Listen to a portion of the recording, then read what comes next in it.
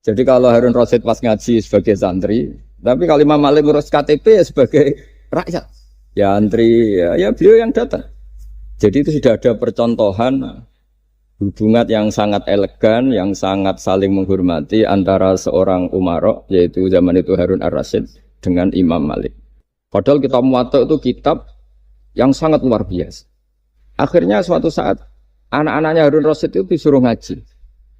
Niku penggaweannya, niku pekerjaannya itu suruh bawa kendinya Imam Malik kalau mau wudu. Pernah suatu saat Imam Malik wudu, yang mengucurkan air itu putranya Harun Ar-Rasyid. Hanya dikucurkan ketika basuh wajah dan tangan.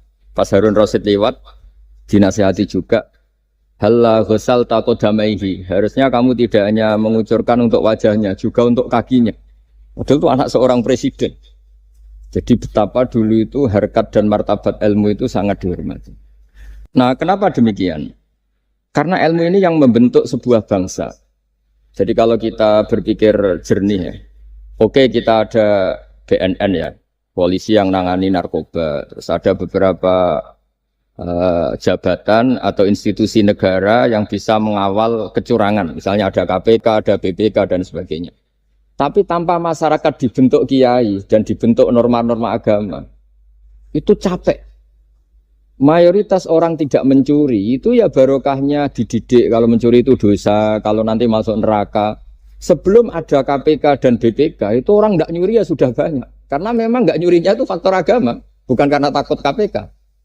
Artinya tanpa agama, tanpa nilai-nilai norma, itu nggak bisa kebayang Indonesia. Karena orang nanti nggak maksiatnya atau nggak salahnya itu takut aparat, bukan takut Tuhan. Makanya kalau guyonan anekdot khas itu, ada orang melanggar rambu-rambu, ketangkep polisi. Kamu tidak tahu kalau ini larangan? Ya tahu Pak. Kenapa tetap melanggar? Karena tidak tahu Bapak di sini. Itu menunjuk polisinya. Itu khas Indonesia. Jadi kalau nggak melanggar itu karena takut aparat, bukan karena kesadaran hukum.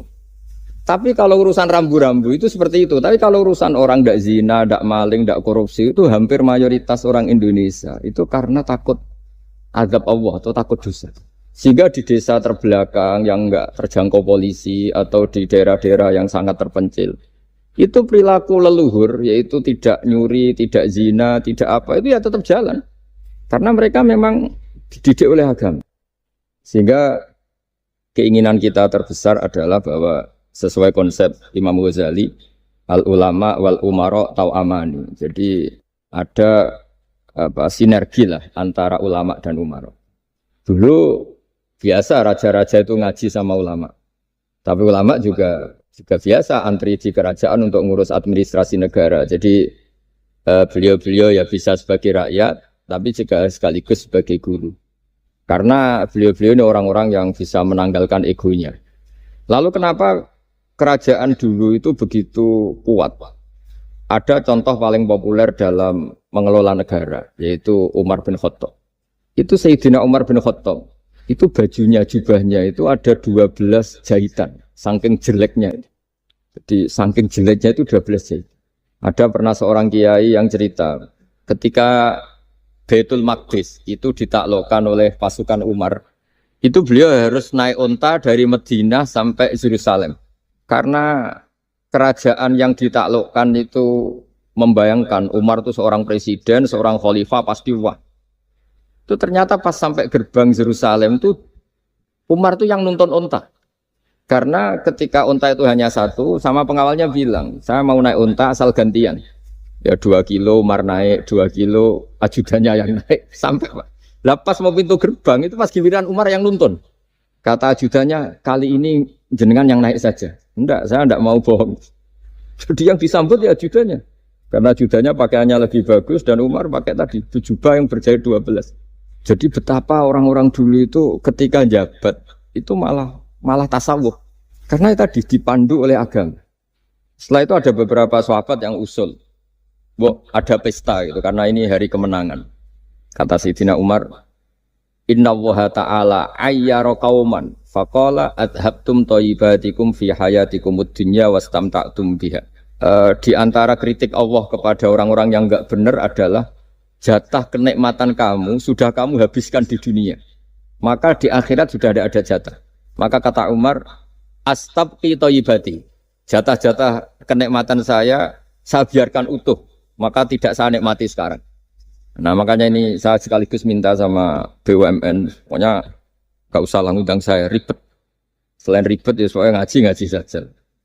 Saya ini jadi kiai itu ya bingung. Ya sering dihormati orang, dicucuk, kadang disangoni. Kalau kadang ya mikir, nak jatah kuntek terus piye. Makanya saya tuh ya sering ngebis, ya biasa saja hidup saya. Karena saya tidak ingin jatah saya ini habis. Tapi kadang-kadang orang itu ingin berlebihan menghormati kiai. Saya berkali-kali bilang, ketika ada orang menghormati saya itu yang repot saya. Yang menghormati benar karena menghormati kiai. Tapi kiainya yang masalah kan. Kalau tidak bisa ngelola hatinya jadi tamak, jadi gitu. Makanya ini kan ya sudah saya tetap sebagai kiai ngajarkan ikhlas. Makanya guyonan di kitab-kitab dulu kalau ada orang cantik sowan kiai itu kata kiainya, saya yang bingung.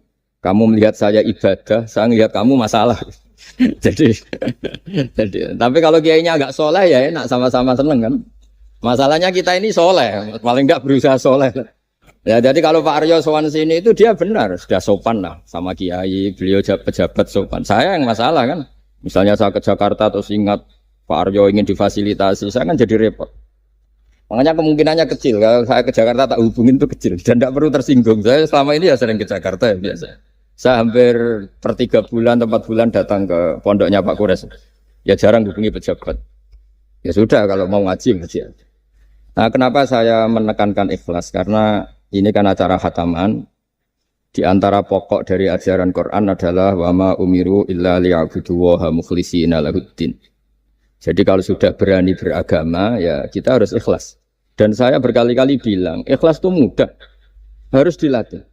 Saya berkali-kali memberi analogi itu gampang sekali. Lama sekali kita bilang kalau yang putih itu putih. Lama sekali kita bilang yang hitam itu hitam. Itu tidak ada yang gaji. Kenapa kita mengatakan tembok ini putih? Karena memang putih. Kenapa orang mengatakan peci itu hitam? Ya karena memang hitam itu tidak ada yang gaji dan semuanya ngomong seperti itu. Tapi pas Anda ngomong Allah itu Tuhan, minta masuk surga. Pas hubungan dengan Tuhan itu selalu tidak ikhlas. Padahal kita biasa ngomong hakikat ini ikhlas. Kita ngomong tembok ini putih ikhlas, ngomong peci hitam itu. Pas ngomong kalau Allah itu Tuhan, minta surga. Padahal bedanya apa? Hanya sama-sama ngomong mengatakan sesuatu yang nyata. Sehingga saya berkali-kali bilang dan ini akan saya kampanyakan sampai saya mati. Di antara gejolokan Allah sama orang soleh. Jadi orang soleh itu nanti juga digojlok sama Allah.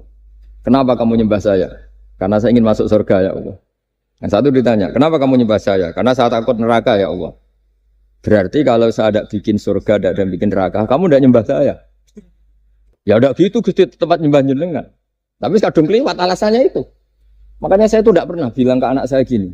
Kamu harus syukur karena bapak dapat pekerjaan. Tidak pernah saya. Kamu harus syukur bapak punya uang. Tidak pernah. Nanti syukurnya nunggu bapak punya uang. Kalau nggak punya uang nggak bapak ribet. Maka ini yang bupati, yang pejabat tidak usah syukuran.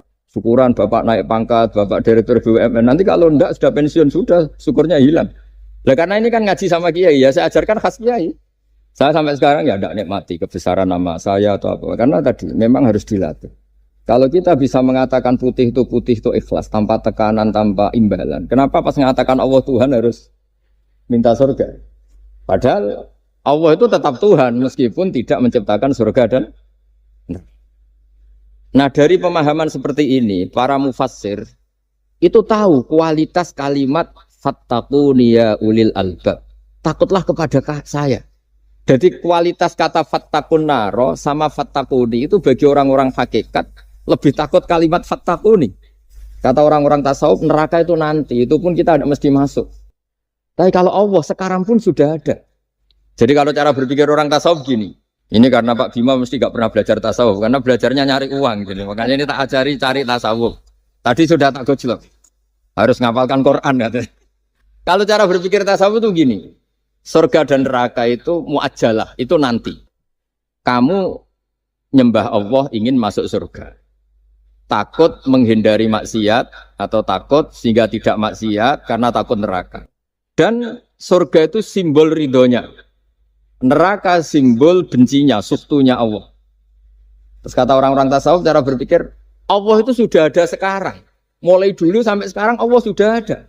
Kalau Allah sudah ada berarti Allah sekarang ya bisa berstatus ridho ke kamu atau berstatus benci ke kamu. Kenapa takutnya nanti? Wong Allahnya sekarang kok takutnya? Ya sekarang juga. Kamu harus amal tuh nakdan. Nakdan tuh cash. Allahnya ada sekarang, ya ibadahnya harus ada sekarang. Makanya kata orang-orang tasawuf, andaikan Allah tidak bikin surga atau neraka, ya saya tetap nyembah karena surga itu simbol ridhonya. Bahwa surga itu nyata ada, ya nyata ada. Dengan segala fasilitasnya itu nyata. Tapi bahwa surga itu tetap kamu masuk surga karena cari ridhonya Allah. Kalau Allahnya sudah ada, berarti ridhonya sekarang sudah ada. Harus kamu cari sekarang, jangan nanti. Sehingga kadang-kadang orang yang ingin masuk surga itu ya kelasnya kelas amatir. Masyhur itu. Ada seorang wali masuk surga ketemu Allah ditanya. Karena wali ini biasa mensyafaati murid-muridnya. Ya Allah, kenapa murid-murid saya tidak kelihatan sowan jenengan? Murid-murid kamu ingin masuk surga karena ingin makan enak, punya bidadari cantik-cantik itu di sana. Tapi mereka lupa saya. Jadi akhirnya di surga tapi nggak ketemu Tuhan. Karena inginnya ya sudah trauma punya istri jelek, cerewet. Banyak loh orang yang masuk surga itu yang agak kacau. Enak sudah surga, nanti di sana nggak usah sholat, nggak usah puasa. Jadi sholat yang sekarang udah gak problem. Jadi banyak itu orang-orang Islam yang Islamnya mungkin imannya amatiran. Wah enak masuk surga, nggak ada subuh lagi, nggak ada puasa lagi, bebas. Oh, itu kan kurang ajar betul. Jadi ibadah itu dianggap problem. Bandingkan di cerita dunia wali itu ada wali bertanya gini, ya Allah apa di surga itu ada sholat? Ditanya sama Allah, kenapa kamu tanya gitu? Kalau tidak ada sholat mendingan saya tidak di surga. Dia tidak bisa membayangkan ada kenikmatan di atas sholat. Nah kalau jangan kan nggak bisa membayangkan kalau di surga masih disuruh sholat. Sampai sekarang aja kita tahu berhentinya sholat itu kapan. Kalau sampean tanya gitu, kalau ingin berhenti sholat nggak wajib, majnun. Jadi orang gila langsung nggak wajib. Jadi artinya harus dilatih ilmu-ilmu tasawuf seperti ini supaya hidup itu nyaman. Hidup itu nyaman. Dulu Pak Imam ini ada Pak PJ Rembang. Itu dulu ada seorang raja didatangi ulama. Gimana cara saya tidak nikmati jadi seorang raja? Ulama itu nasihatinya gampang. Dia omongin gini Pak Aryo. Pak Raja kalau kamu di Sahara, di padang Sahara, kemudian Anda kehausan. Kalau tidak minum satu gelas air Anda mati. Apakah? Terus kemudian yang punya air bilang gini, kamu tak kasih air, tapi syaratnya kerajaannya kasihkan saya. Kamu kasihkan apa milih mati? Wah ya milih dikasih air. Mendingan enggak jadi raja tapi hidup. Terus la tafrah bimulkin la yusawi kak samain. Kamu jangan bangga dengan satu kekuasaan, dengan satu kerajaan yang nilainya sama dengan segelas air. Akhirnya dia terjadi raja yang soleh karena ternyata apa? La yusawi kak samain, tidak sama atau ya nilainya itu masih kita-kita yang rakyat yang tidak jabat. Misalnya masyarakat, itu ya harus berpikir gitu. Orang nggak jadi bupati tetap hidup, nggak jadi pegawai BUMN tetap hidup. Tapi kalau nggak minum air itu mati. Dan rata-rata rakyat itu bisa minum air. Artinya apa? Kita dan mereka itu sama-sama punya nikmat yang pokok, yaitu sadur rumpi, nikmat yang bisa mempertahankan kehidupan. Jadi nikmat selain itu tidak pokok. Sehingga orang itu bisa jadi wali. Jadi ini resep jadi wali. Jadi wali itu udah harus tirakat dalail, terus gak pernah makan nasi itu enggak, itu keberatan. Jelas sebagai BUMN enggak mau itu, mesti enggak mau itu. Mesti enggak mau. Ya enggak mau ya enggak bakat. Jadi udah pasti enggak mau. Karena ini saya tahu banyak tentang beliau. Pak Aryo itu bin selamat. Dulu abahnya itu ditobatkan Gusmi, dimengertikan agama oleh Gusmi. Karena beliau ingin tetap mencintai kiai, korbannya saya karena Gusmi meninggal. Terus mahabbahnya diarahkan ke saya. Tapi saya berdoa supaya diarahkan ke banyak kiai lah, supaya saya tidak jadi objek sasaran. Nanti juga repot ini. Saya itu sering disewani orang dari Kalimantan, Sulawesi, saya ingin idolakan jenengan, saya ingin dekat dengan jangan. Ya sudah lah, pakai kiai lokal di sana aja. Jadi sampai tidak ganggu saya, terus kiai lokal di sana juga tidak mahjub oleh saya. Kata saya. Saya teruskan. Jadi dulu para raja itu dilatih oleh ulama, termasuk dilatih begitu. Kamu punya kamar 1000, kalau tidur per 5 menit ganti kamar. Karena eman sudah dibikin kok nggak dipakai. Nggak juga, punya kamar 1000 yang dipakai hanya satu. Ngapain punya 1000 yang dipakai hanya? Punya baju satu lemari, yang dipakai hanya satu. Apa mentang-mentang bajunya 5 terus pakai rangkepan sampai 5. Punya mobil 5 yang dipakai ya. Jadi orang dulu itu dilatih sebegitu. Sehingga dulu itu tidak ada raja kecuali punya penasehat. Zaman belum Islam ada resi, kalau setelah Islam ada ulama. Sehingga mereka bisa menertawakan kerajaan. Maksudnya dianggap biasa. Ada seorang raja ditanya ulama, khas seorang raja itu apa? Merintah tidak bisa diperintah. Terus si ulama ini tiap pagi itu datang ke atas gunung, cari tempat paling tinggi terus mutolaah kitab. Setelah mutolaah kitab ya wasik ya. Kayak saya kalau belajar ya asik. Ngalang-ngalain jagungan sama pegawai BUMN kalau saya sudah belajar. Terus dia bilang, enaknya apa jadi raja? Saya di sini nggak ada yang memerintahkan saya. Berarti saya dengan raja sama. Dan kelebihan saya juga tidak ada yang ganggu. Kalau raja masih banyak yang ganggu. Artinya bisa mengolah. Kalau sekarang enggak. Banyak kiai yang melihat pejabat itu kayak gimana. Wong kok mulyane ngono. Buka pintu aja enggak pernah. Mulyane kayak gitu. Yang jenis ini dia rugi. Sudah iri. Enggak punya kenikmatan sendiri. Ulama dulu itu bisa mengelola kenikmatannya sendiri. Dengan cara seperti itu. Makanya masyhur Sayyidina Ali itu kalau malam. Itu diantara sebab beliau tambah dekat sama Allah. Itu diantara wiridannya itu bukan kayak wiridan kita itu enggak. Wiridannya begini. Ya Allah, kafani izzan an takuna li robban wa kafani fakhran an akuna laka abdan. Saya sebagai manusia ini sudah sempurna. Punya Tuhan engkau. Tuhan yang maha dahsyat, maha top. Kayak apa nyesalnya saya kalau punya Tuhan hanya sebuah batu. Hanya pahatan batu. Atau Tuhan yang mati, atau Tuhan yang kelaparan. Wa kafani fakhran an akuna laka abdan, dan saya ini bangga karena jadi hambamu. Jadi orang dulu itu nyembah Allah itu tidak harus dengan kalimat subhanallah akbar, tapi punya kesimpulan yang menjadikan mereka ini nyaman dengan Allah. Abu Yazid Al-Bustami itu diangkat jadi wali setinggi-tingginya itu diantaranya kalau wiridan bilang gini, ya Allah kenapa engkau ngasih makan saya, ini aneh. Kenapa engkau ngasih minum saya itu aneh. Di mana-mana orang memberi itu ada kepentingannya. Misalnya majikan, bayari karyawan karena ada kepentingannya. Malah kalau di fikih itu agak absurd. Fikih itu hubungan suami istri itu agak kacau kalau dalam fikih. Lelaki itu tidak wajib nafkahi istrinya kalau tidak ngasih. Jadi kayak agak-agak transaksi. Dan istrinya punya hak nggak mau diajak kalau nggak dikasih nafkah. Jadi makanya dulu Mbah Mun itu kalau ngajar saya fikih itu ngajari wong perhitungan. Maksudnya wong ambek bojo kok perhitungan. Tapi di mana-mana hubungannya orang tuh begitu. Wong kenal kiai, nak orang meloro kiai diatur ngene iki ora marem. Singkat cerita Bu Yazid itu, ya Allah engkau zat yang luar biasa. Engkau tidak butuh saya tapi ngasih saya. Ini fenomena aneh. Di mana-mana orang ngasih itu ada kepentingannya, apalagi pilkada. Wah, itu tambah banyak kepentingan. Artinya dia bisa mensifati Allah dengan cara yang enggak kebayang orang lain. Allah itu tidak butuh kita. Tanpa kita sudah jadi Tuhan. Tapi ngasih kita. Apa ya Allah alasan kau mengasih saya? Engkau tidak butuh saya. Di mana-mana orang ngasih itu kan karena butuh. Misalnya kamu ngasih anak. Apapun alasan ikhlas Anda ini karena nyaman. Anak ini menjadi hiburan. Tetap seneng ya. Ada unsur kamu itu dapat timbal balik. Setidaknya seneng. Atau ngasih rival politik kamu. Setidaknya ya karena safety lah kata tadi Pak Ari. Bergak berontak teman-teman. Pokoknya ada kepentingan. Tapi Allah ini zat yang nggak punya kepentingan, kemudian tetap ngasih. Dari situ terus dia punya cara mencintai Allah. Jadi wali-wali dulu itu punya cara untuk mencintai Allah. Dengan cara seperti itu. Makanya ada wali yang nangani orang-orang macam-macam. Kayak Gusme itu masyhur, beliau nangani orang fasik, orang macam-macam. Dulu itu ya ada seorang wali itu jadi wali karena beli narkoba. Tapi bukan untuk diminum, untuk dimusnahkan. Tapi kalau sekarang nggak mungkin karena narkoba harganya sudah miliaran, triliunan. Kalau dulu mungkin. Jadi ceritanya itu kampung dulu kan terpisah-pisah oleh gunung, oleh apa. Singkat cerita si wali ini setiap ada bandar narkoba dulu pakai homer. Homer kalau dulu arak. Dibeli sama dia. Dibeli setelah agennya pergi dilarungkan pokoknya dibuang. Begitu terus. Suatu saat si pengedar narkoba ini heran.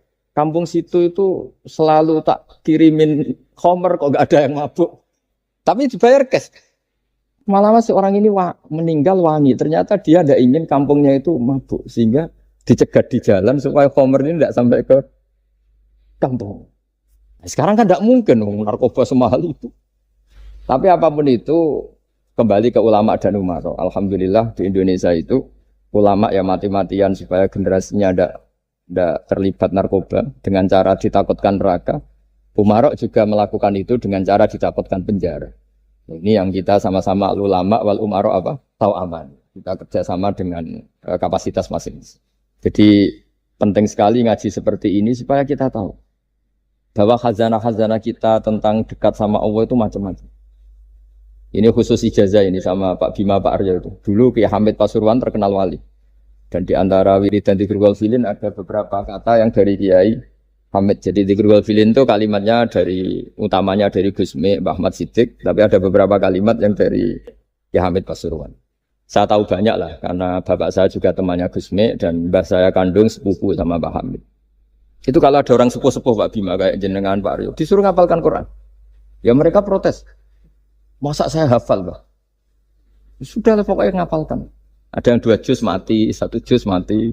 Karena ya sudah sepuh.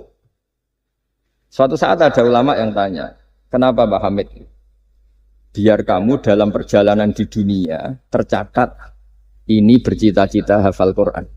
Jika kalau mati berstatus man salaka thariqan yaltamisu fihi ilman sahalallahu lahu thariqan ilal jannah. Orang yang mati berorientasi ingin ngaji. Tapi kalau kamu tidak punya orientasi ngaji kan di otak kita andaikan direkam Allah. Loh, coba hati kita andaikan direkam Allah. Ingin kaya, ingin punya gunung, ingin punya Alphard, ingin punya ini itu. Coba kalau itu nanti disetel di akhirat. Tapi kalau kamu ingin ngapalkan Quran kan setidaknya pas disetel ya keren. Ingin hafal Quran, meskipun tidak hafal-hafal gitu. Ingin hafal itu. Meskipun nanti kalau malaikatnya drengki ditambahin meskipun. Tapi insya Allah malaikat tidak ada yang drengki. Tapi andaikan kita nanti tidak punya cita-cita ngaji, itu rekaman kita hanya itu. Ingin mapan, ingin kaya, ingin menguasai dunia. Betapa malunya kita kalau rekaman itu kita dengar di depan Allah. Padahal nanti niat ini yang dihitung. Faman kanat hijratuhu ila Allah wa rasulih fa hijratuhu ila Allahi wa rasulih. Orang yang orientasinya hijrah. Hijrah itu meninggalkan yang buruk menuju yang lebih baik. Hanya untuk Allah dan Rasul, maka ya dihitung ke sana. Jadi misalnya Pak Bima, Pak Aryo ngapalkan Quran, hafal-hafalnya. Tapi berarti perjalanannya ini mencari ridhonya Allah. Itu ditulis. Tapi kalau kita orientasinya ingin mapan, ingin sejahtera, ya ditulis. Ini ingin punya rumah 2, ingin punya rumah di berbagai provinsi. Ini coba kalau itu nanti direkam. Terus ditanya Allah, inginnya kamu apa sih di dunia? Dan itu bisa menjadi status kita. Ngeri kan? Kita ketemu Allah dengan status tidak pencari Allah dan Rasul, tapi pencari kemapa? Itu cara Mbah Hamid untuk mendidik supaya orang itu orientasinya kepada Allah dan Rasul. Disuruh ngapalkan. Ini Pak Aryo cerita, bapaknya hanya disuruh ngapalkan apa? Rabbana dalam urusan. Itu semalam nggak hafal. Dan alhamdulillah nggak hafalnya ditiru anaknya. Susahnya kemarin pas ngaji sama saya di kamar saya, saya punya kantor di depan rumah saya. Ya nggak hafal. Bener-bener konsisten. Jadi dulu bapaknya itu ketemu Gus Mek di hotel, dia diajarin semalam nggak hafal. Akhirnya hafal. Ya, tapi nunggu sekian tahun mungkin. Jadi yang penting. Jadi ulama dulu itu pinter cara menuntun umat menuju Allah dan Rasul. Diajarin. Akhirnya ada Dzikrul Ghafilin. Penting orang itu menuju Allah dan Rasul. Setidaknya kalau direkam itu nanti saya ingin ya Allah dapat ridhomu. Kalau malam ilahi anta matlubi. Ilahi anta matsudi wa ridhoka matlub. Meskipun semalam hanya dilafatkan sekali. Setidaknya Allah mencatat. Ya Allah engkau yang kami cari. Ridhomu yang kami cari. Kalimat itu kalau terulang-ulang itu menjadi mental dan lama-lama jadi status. Daripada sebelum tidur, kapan ya sugih. Jare Pak Bima kapan gak jadi anak buah. Kok nanti yang menteri ya mikir, semoga gak kena reshuffle. Gitu terus pikirannya. Nah ini kan kalau ngaji saya menyinggung, yang salah tidak saya, sing ngongkor ngaji sopo. Saya makanya saya santai saja. Sampean kecewa malah bagus karena ndak ngel-ngelo saya lagi. Saya dalam hal ini itu anut mazhabnya Imam Syafi'i. Imam Syafi'i itu saya punya kitab, namanya Diwanus Syafi'i. Itu kalau orang tidak senang itu paling bagus menurut saya. Pak Imam Syafi'i, separuh kampung tidak senang jenengan. Ya bagus lah, kalau nggak senang tidak akan utang duit, nggak pinjam mobil. Wong nggak senang itu kan nggak mungkin pinjam uang. Saya pernah ketemu seorang bupati, cerita ini. Perlu saya sebut, bupati aktif. Setelah saya cerita ini, Terus Gus saya ingin ketemu jenengan empat mata. Setelah ketemu saya lucu. Saya akan cerita. Di antara wasiat bapak saya itu unik banget. Pak, ngelola wong gedeng enak. Sing ribet itu ngelola wong seneng. Jadi ngelola orang benci itu mudah. Yang ribet itu ngelola orang seneng. Itu mahal sekali. Itu dulu saya tidak paham. Barang kenal wong seneng ngel-ngel no. Nah sing ra seneng kan sudah selesai. Akhirnya Imam Syafi'i dan separuh kampung ini tidak seneng jenengan. Ya bagus. Mereka tidak akan utang saya, minta tolong saya. Artinya orang dulu itu jadi yang seneng dikelola untuk teman kebaikan, yang nggak seneng dianggap menjadi harga itu murah. Singkat cerita terus bupati ini datang ke saya cerita.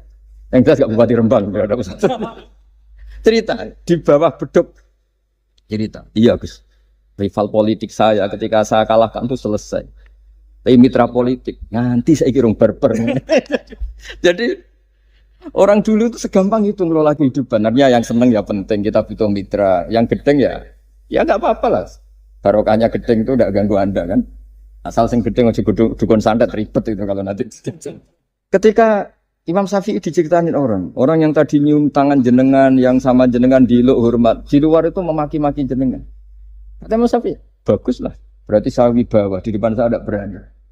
Jadi beliau seenteng itu melihat dunia. Jadi orang dulu itu makanya mereka gampang jadi wali karena radhiyallahu anhum wa radu. Jadi orang yang melihat Allah itu sudah ridho ya sudah. Nabi Musa itu kekasih Allah, kalimullah. Itu orang Israel. Itu yang gedeng yang ngel-ngel no. Yang seneng yang ngel-ngel loh. Malah paling ribet kalau ngadepi orang Israel. Singkat cerita Nabi Musa itu bilang gini, ya Allah kasih saya ijazah. Yang dengan ijazah itu orang terbungkam semua tidak bisa ngeritik saya. Tidak bisa mencibir saya, tidak bisa ngata-ngatain saya. Jawabnya Allah itu lucu. Ya Musa, hadza syai'un lam asna'hu li nafsi, fa kaifa asna'hu bika. Aku pangeran sing salah paham akeh, pemen aku kuwi terima nabi. Aku iku pangeran sing salah paham mbek aku akeh. Jadi saya ini Tuhan. Yang cara pandang tentang saya keliru itu saja banyak, apalagi kamu. Mestinya saya yang terbebas dari disalahkan. Padahal Nabi Musa aku itu pangeran, ya darani anak di pucu, ono sing darani aku fakir, ono sing darani aku kikir, macam-macam. Orang Yahudi itu kalau rezekinya baru sempit itu bilang ini Tuhan kikir sekali. Sampai lafaz sampai Allah qala alladziina qalu innallaha fakir. Pejabat juga gitu, kalau salah kebijakan juga dihujat. Ini tidak mensejahterakan rakyat. Itu kalau lapor Allah jawabannya gitu, kamu pejabat salah paham ribet, saya Tuhan saja disalahpahami. Jadi orang dulu itu segampang itu ngelola hubungan dekat dengan Allah. Jadi pakai rasa. Jika Kiai Hamid Pasuruan itu ngijazai orang-orang sepuh, ada yang dikasih wiridan, disuruh ngafalkan nggak hafal. Tadi nanti misalnya mati kok belum hafal, statusnya ini penghafal wiridan kan bagus. Daripada ngapalkan saya ingin punya rumah kayak yang di Singapura, berarti Anda menghafalkan bentuknya, pernak-perniknya. Bila perlu Anda menghafalkan nomor arsiteknya siapa. Masa Anda hafal tentang cari ridhonya Allah, hafal bangunan milik orang lain. Dan bayangkan punya. Kalau Anda mati pas seperti itu, berarti tujuan kamu ya untuk seperti itu. Itu famangka ada hijratu ila dunya, yusibuha awimro'atin yang kikuha fa hijratu ila ma'hajaru ilaih. Jadi nanti kita mati itu distatuskan sesuai komitmen kita ingin apa. Itu status kita. Berarti kalau kita ingin punya rumah mewah kayak yang di Singapura, kayak yang di Amerika, kayak di Eropa, itu terekam di otak kita, terus kita ngapalkan arsiteknya namanya siapa, itu di rumah mana, terus kita angen-angen ada arsitek yang kita bawa ke sana supaya niru. Untuk kita loh, untuk pribadi, nggak tahu saya kalau nanti untuk negara, nanti dibantah BUMN, untuk negara gimana, mungkin masih mendingan kalau untuk negara. Kalau untuk pribadi, singkat cerita akhirnya kiai-kiai dulu tuh bikin gerakan hafal Quran, sama orang-orang sepuh yang jelas secara lahir nggak akan. Tapi butuhnya adalah ini sudah punya perjalanan menuju ini. Menuju ini yang nanti menjadi status. Jadi misalnya Pak Imam ini PJ Rembang beberapa kali ngaji misalnya. Statusnya gitu. Ini ngaji sama Gus Baha, ini ngaji sama siapa. Ditulis dan itu statusnya karena keinginannya memahami itu. Ya dunia sambil lewat saja. Tapi kalau kebalikannya urusan dunia detail, arsiteknya siapa, bangunan gini habis berapa. Kalau kurus rupiah berapa? Untuk pribadi, itu detail.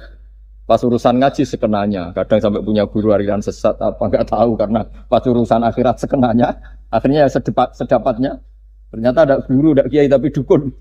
Saking sekenanya urusan akhirat, tapi kalau urusan dunia makanya banyak orang ditipu oknum ya. Oknum yang sebenarnya enggak kiai tapi ngaku kiai, sebenarnya dukun. Itu saya kadang ya seneng. Senengnya itu betapa mereka diingatkan. Urusan dunia enggak pernah ketipu, kok urusan akhirat ketipu. Berarti apa? Urusan dunia detail, urusan akhirat enggak detail. Sampai dukun bermacak kiai saja sudah bisa nipu.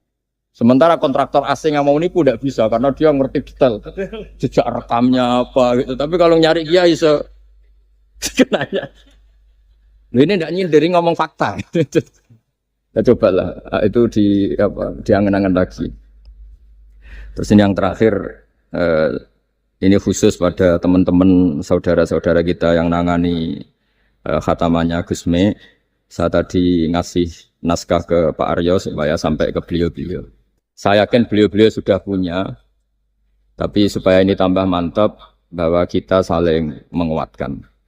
Ini saya baca ya. Ini kitab yang dipakai referensi tim lajnah penerbitan mushaf Arab Saudi dan seluruh dunia, termasuk saya. Jadi tradisi khataman kita, tadi kan kita bicara khataman. Ya saya ulang lagi, tradisi khataman kita itu kan justru ditutup dengan wa ulaika humul muflihun, ya. Jadi tidak minal jinnati wan nas, tapi diakhiri wa ulaika humul muflihun. Jadi khataman kita misalnya minal jinnati wan nas, biasanya yang baca Quran terus baca Fatihah, terus awal Baqarah sampai wa ulaika humul muflihun. Nah, tujuannya adalah supaya kalau khatam itu memulai lagi. Ya, kalau langsung An-Nas minal jinnati wan nas berarti dia bangga dengan berakhirnya baca Quran. Pertanyaannya, dengan Anda ketemu Allah, seneng ya jagunganmu aku sebar. Betapa buruknya kita jadi hamba. Kayak kita dulu ketika ngaji. Nah, baru hore ngajine wis bar. Berarti nganggep guru problem. Makanya bangsa Indonesia itu ya agak lambat pinter karena sekolah juga dianggap problem. Pas masuk merengut, waduh sekolah. Pas bubar seneng, waduh sekolah. Jangan-jangan kita sholat juga gitu, ono adzan, waduh adzan. Jadi ini belum makam wakuroto ini bis sholat. Padahal cirinya orang baik itu menikmati sholat. Ciri utama suka ilmu ya nikmati pelajaran. Enggak, ini pelajaran bareng guru. Waduh, udah gitu matematika lagi. Waduh. Nah, kita baca Quran harusnya asik. Karena di situ munajat sama Allah. Ketika selesai harusnya nyesal. Waduh, baru asik sama Allah kok sudah selesai. Dan Allah punya alasan untuk menyalahkan kita. Karena kita misalnya baru seneng-senengnya pacaran misalnya. Kan tidak mau akhir. Kenapa pas seneng Allah seneng berakhir? Nanti kalau kamu ditanyakan gitu tidak bisa jawab. Nah, pakai analogi itu makanya jangan pernah merasa akhir kalau baca Quran. Minal jinnati wan nas, terus baca Fatihah, terus memulai lagi. Wa ulaika humul muflihun. Sebagai bukti ya Allah, ini khataman sementara. Tapi saya akan berlanjut lagi, terus dimulai betul. Tiga, ijazah kiai-kiai kuno kalau orang haji atau umroh itu supaya kuat haji lagi. Kalau ijazah kiai kuno itu sederhana, disuruh ngomong gini, Ka'bah, ini saya mau pulang, nilai rumah, nanti kesini lagi, ya gitu. Udah. Jangan setelah selesai ibadah haji seneng karena mau pulang. Berarti ibadah dianggap problem, rumah dianggap segala-galanya. Jadi itu ada filosofinya. Nah, ternyata tradisi seperti itu mudawwan.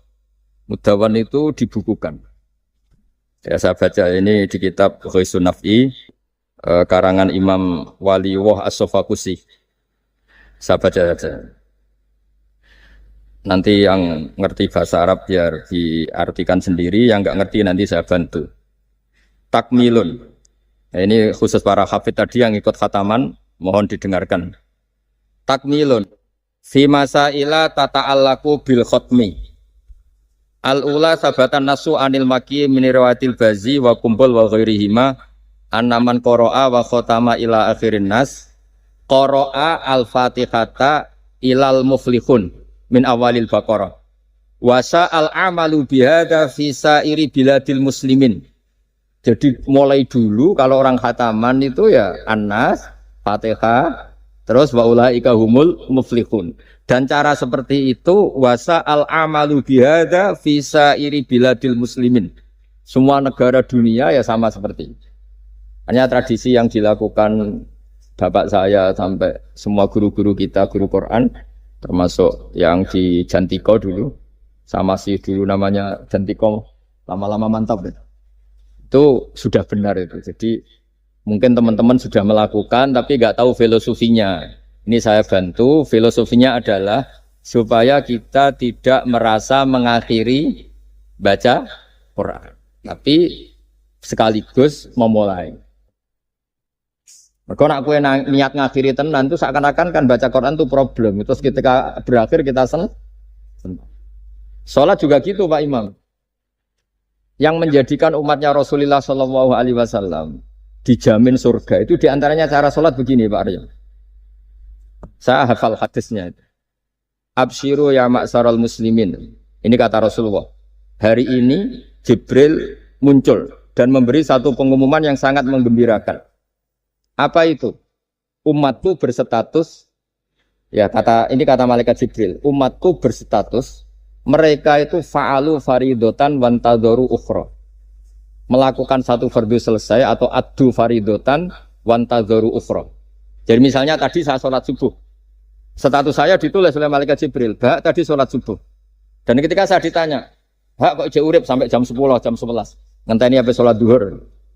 Ketika sholat duhur selesai, orientasi saya ngenteni sholat. Gitu terus. Sehingga statusnya umatnya Nabi adalah addu faridotan wantadzoru ukhra. Komitmennya adalah melakukan satu fardu dan menunggu yang lain. Berarti kita dihimpit di dua kebaikan. Kebaikan sudah kita lakukan dan kebaikan yang lain kita cita. Kita sekarang ngasih anak yatim. Di hati kita juga ingin mengasih lagi. Ngasih orang miskin juga gitu. Begitu juga kebaikan-kebaikan yang lain. Sehingga kita dihimpit di dua apa?